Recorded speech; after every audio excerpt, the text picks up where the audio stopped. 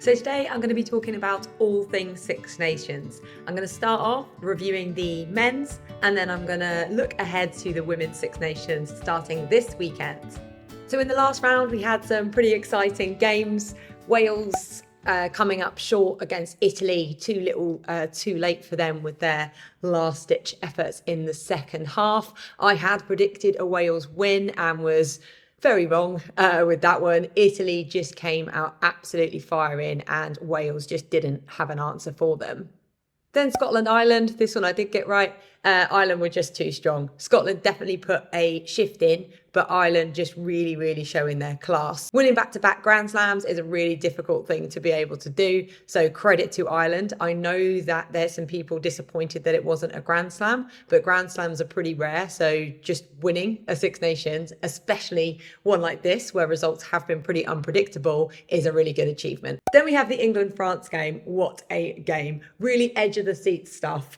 If you were a neutral, really exciting game. If you're French, then obviously they could be super happy with that. As an English fan, really gutted, especially to lose it that way. But credit to France. I think they came out with a completely different attitude.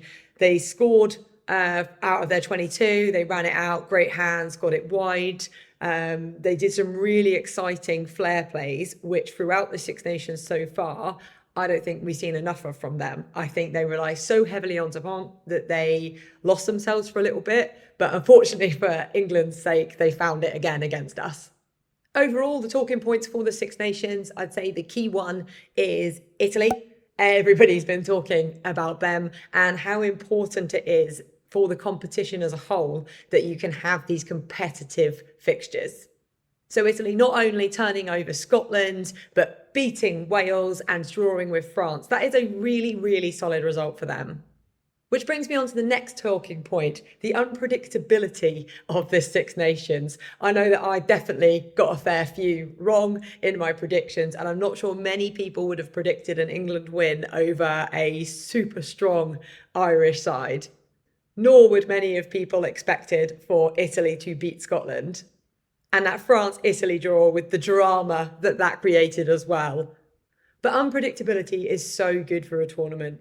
Gone are the days where one team rocks up and you just assume that they are absolutely going to win it, which ahead of this tournament I had thought and feared that Ireland might do. But there were some really good close results and results that went against what everyone might have thought. Now, in terms of the quality of the rugby, there's been some mumblings. I've heard that the quality of rugby wasn't as good as previous Six Nations, but this can quite often happen off the back of a World Cup. France were recovering, let's say, from their exit from it. Ireland were hurting from it. And other nations are just pulling themselves together. You have retirements, you have people, new players that you might want to blood and bring in. So Six Nations post-World Cup year are always going to be a strange one. But I think most people can agree it's been an exciting one and really looking forward already to next year's Six Nations for the men's sides. Now on to the women's Six Nations, which kicks off this weekend. First round sees France taking on Ireland, Wales taking on Scotland, and Italy taking on England. Now, those that are newer to the women's Six Nations, it is a standalone tournament.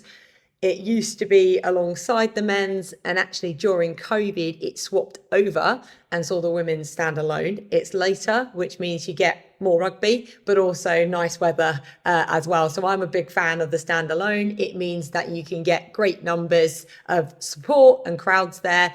France, England last year at Twickenham got 58,000 on a standalone game. So insane numbers, really positive for the game. Now, in terms of the rankings, so last year, England won it, France were second, then it was Wales, Scotland, Italy and Ireland. Yes, you heard me right. The men won it this year, the women lost it last year. Now, there's a big history in the Women's Six Nations. Now, it has often been down to England, France as the two top runners. However, a lot more teams now are going professional and giving their players contracts. We've definitely been seeing the benefits of that for Scotland and for Wales, but these things take time, and Italy have now got contracts in place as well. Now, in terms of predictions for this tournament, I'm hoping, just like the men's, there's going to be some unpredictable results in there. I do think that England will win it. Always tough the way this fixture falls, because they're against France in France, which is likely to be a Grand Slam decider, probably for both sides. But plenty more good games in between now and then. Now, one of the amazing things about the Women's Six Nations is, as I mentioned, the contracts coming in and how quickly we can see things change in that. Many years ago when I was playing, we saw some huge results, 89-0 against Scotland, or just massive wins, which aren't good for a game, they aren't good for the tournament, whereas now those margins are closing. Ireland did massively struggle last year, but hopefully they've been boosted by some of their sevens results, and they can really get to grips with new coach Scott Beeman and what he can do for them. Now I'm going to look specifically at England and their selections. So the big talking point is Emily Scarratt coming back from 13 months off injured with a neck injury. She's been recalled back into the squad and has said all along she would be hoping to get back in that England shirt. So an amazing achievement for her. One of the players that does miss out is Amber Reid, who has been fantastic for her club, Bristol, and a real servant to the game. So gutted for her, as she really is a skillful player who has opened up previously about disappointment not to go to the World Cup and the impact that it had on her mental health. England captain Marley Packer is set to get her 100th cap against Italy, should she be in the squad for that game.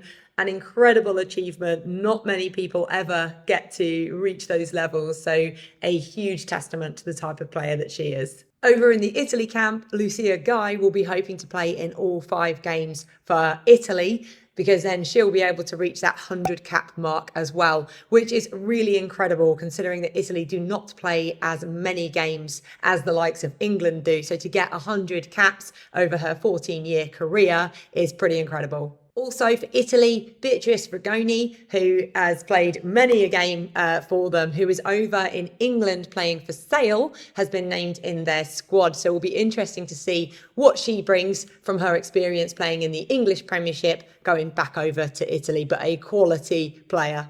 Over to France, who are bringing a very strong squad into this Six Nations camp. The experienced players like Romain Ménager and her sister Marine, and the younger but still experienced talents of Caroline Drouin, who is a phenomenal talent. And the back three that France have are really rapid, and it's one of the really exciting matchups I can't wait to see between England and France. And speaking of flyers, none other than Jasmine Joyce, who has been on international sevens duty, will be rejoining the Wales squad, which Wales are undoubtedly excited to see her return. As I mentioned earlier in this video, Ireland did struggle last year, but Scott Beeman coming in from the England coaching setup to take over the Ireland role is an exciting appointment, and really looking to see what they can do. A key player for you to keep an eye on is Sam Monaghan for Ireland. She's absolute standout player for Gloucester Hartpury in the English Premiership, so really excited what she can bring as co-captain for Ireland. And finally on to Scotland, which has been in no particular order, by the way, just the way my brain works. Really looking forward to seeing the likes of players like Rachel Malcolm, captain of Loughborough Lightning in the English Premiership, seeing what she can do. Absolute phenomenal player, real servant of the game. She is one of the 23 professional contracts which has really helped Scotland hit their consistency. Fellow teammate Helen Nelson for Loughborough Lightning is also in that Scotland squad, and she is definitely one to watch, as well as seasoned Jade Conkle, who is over for Quins, who is a real tough player in that back row. So definitely players to watch out for. So hopefully we'll see some awesome results and some shock results as well. Let me know your thoughts on either the men's Six Nations or the women's Six Nations, or both, in the comments. Thanks for listening.